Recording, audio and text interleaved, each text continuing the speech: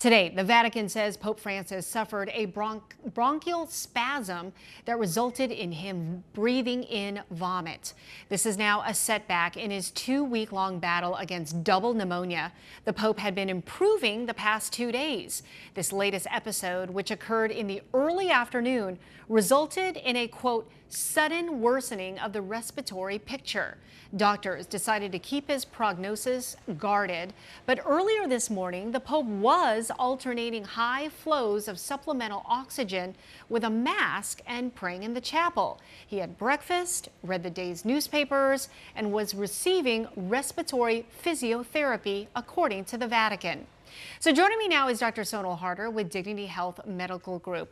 Sonal, generally speaking, not quite, specifically for the Pope, but generally speaking, can you explain what double pneumonia is and also, what happens during bronchial spasm? Okay, so double pneumonia, Tram, essentially means infection in both your lungs.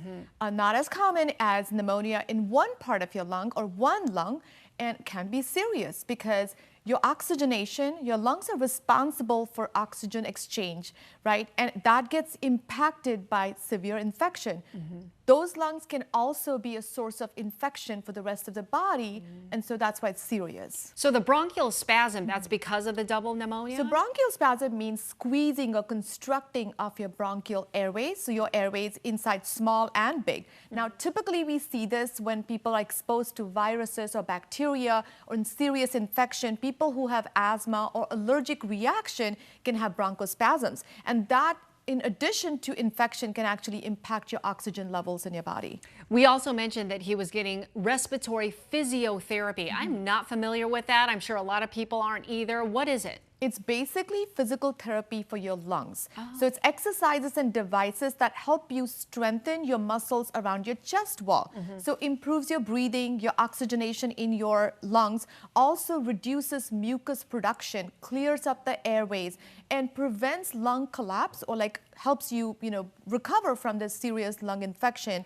Improves your exercise tolerance as days go by. So very, very important, especially when you're recovering from such a serious lung infection. Yeah. All right.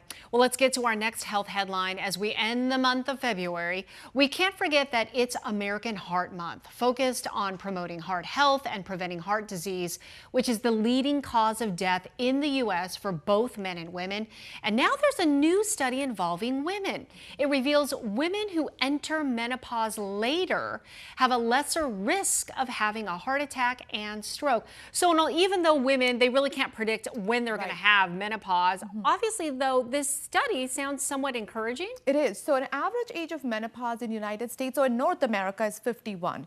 And what the study showed was women who attain menopause 55 and over had 20% reduced risk of cardiovascular complications like heart attack or stroke. And we think this is actually related to estrogen levels. So we know that estrogen in our body is somewhat protective towards circulation, reducing cell damage, also helps us with cholesterol and weight management.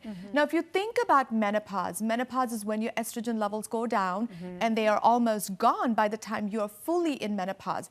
What happens with that is there are changes in your weight, there are changes in your cholesterol panel. These are all the risk factors for heart disease. A lot of women actually report mood changes and weight gain with, same exercise regime, and this all can lead to increased heart disease. So women in this study, 55 and over, women who attain menopause later had more protection. Wow, that's so interesting. So speaking of protection, what are some other ways that obviously women can protect their heart? So there's so many other factors that we have full control over. One is sleep. We know that during menopause, sleep is severely impacted.